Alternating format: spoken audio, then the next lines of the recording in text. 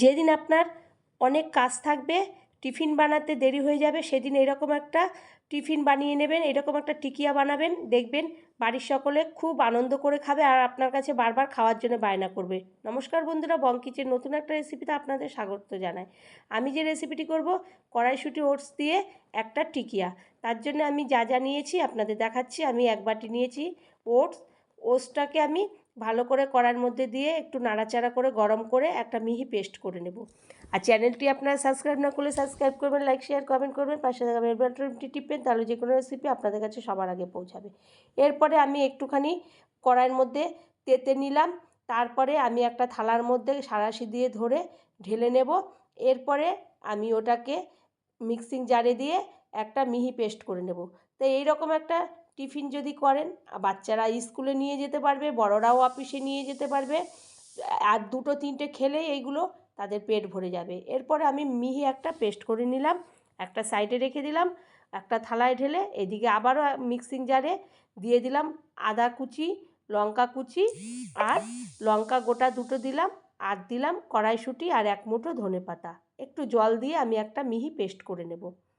এই পেস্টটা করে নেব একটা পুর তৈরি করব বলে, তার জন্যে আমার এই পেস্টটাও তৈরি হয়ে গেল। এদিকে কড়াই বসিয়ে দিলাম, কড়াইয়ের মধ্যে দিয়ে দিলাম তেলটা গরম হতে 1 চামচি দিয়ে দিলাম সাদা জিরে ফোড়নের জন্যে। এইটা একটু ফোড়নের মতন ভাজা ভাজা হয়ে গেলে আমি ওর মধ্যে যে কড়াইশুঁটি আর ধনেপাতা, কাঁচা লঙ্কা, আদার যে পেস্টটা করেছিলাম সেটা দিয়ে দেব।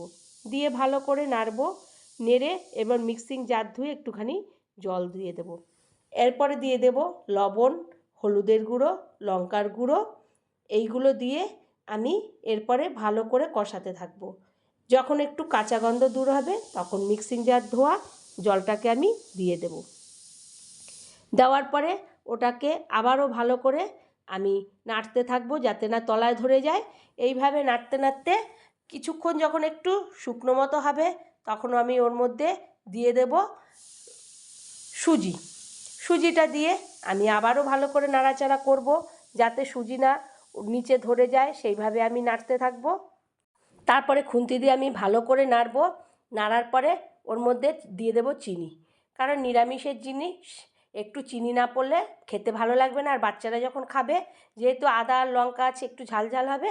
মিষ্টিটা দিলে একদম ঝাল মিষ্টির আর সব কিছু ব্যালেন্স ঠিকঠাক থাকবে। এরপরে যে আমি গুঁড়োটা করেছিলাম ওটস দিয়ে, সেই গুঁড়োটা দিয়ে দেব। দিয়ে ভালো করে আমি একটা ডো তৈরি করে নেব। ডোটা হয়ে গেলে আমি গ্যাসটা অফ করে খুন্তির সাহায্যে একটা থালার মধ্যে এটাকে তুলে নেব। তুলে নেওয়ার পরে আমি এটাকে ঠান্ডা করতে দেব। ঠান্ডা হয়ে গেলে আমি হাত দিয়ে ভালো করে চেপে চেপে একটা সুন্দর মতন, যেমন আমরা আটা ময়দা মেখে গোল ডো তৈরি করে রাখি, সেরকমভাবে আমি করে এটাকে একটা সাইডে রেখে দেব। সাইডে রেখে আমি এরপরে ওটাকে কিছুক্ষণ পরে নেব একটা থালার মধ্যে, হাত দিয়ে ভালো করে গোল গোল করে, তারপরে চ্যাপটা করে দেব। যেরকম আমরা চপ বানাই সেরকম করে সমস্ত কয়টা এই টিকিয়াগুলোকে আমি তৈরি করে নেব।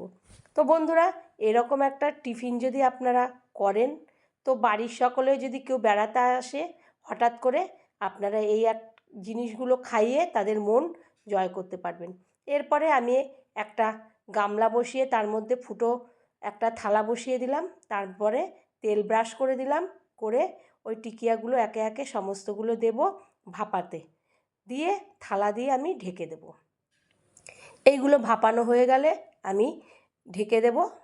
কিছুক্ষণ পরে 10 মিনিট পরে আমি ঢাকনা তুলে আমি দেখব যে আমার ওইগুলো হয়ে গেছে, টিকিয়াগুলো ভাপানো হয়ে গেছে, শক্ত মতনও হয়ে গেছে সুন্দর। তারপরে খুন্তির সাহায্যে আমি একে একে একটা প্লেটের মধ্যে সমস্ত কটা টিকিয়া তুলে নেব। তুলে নিয়ে আমি ওটাকে একটু সাইড করে রেখে দেবো ঠান্ডা করার জন্যে। একে একে সমস্ত কটা আমি তুলে নিয়ে ঠান্ডা করতে রেখে দেব। এইদিকে আবারও একটা কড়াই বসিয়ে দেব। কড়াইতে দিয়ে দেব সাদা তেল আর 1 চামচি ঘি। ঘিটা দেওয়ার পরে দিয়ে দেব সাদা জিরে, তারপরে দিয়ে দেব তিল।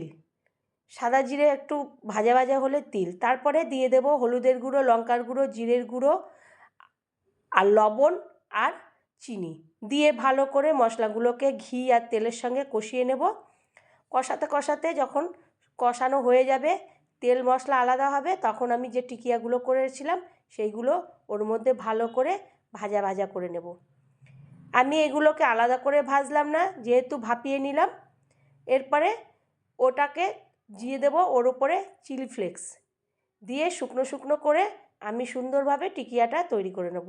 তো বন্ধুরা, আমি যেভাবে ওটস আর কড়াইশুঁটি দিয়ে এরকম একটা টিকিয়া তৈরি করলাম, আপনারা একদিন হলেও বাড়ির সকলকে খাওয়াবেন, নিজেরাও খাবেন, দেখবেন খুবই ভালো লাগে। আর করার পরে আপনার বারবার করে করার ইচ্ছে জাগবে। আর আবারও কোনো একটা রেসিপিতে দেখা হবে, ততক্ষণের জন্যে ধন্যবাদ।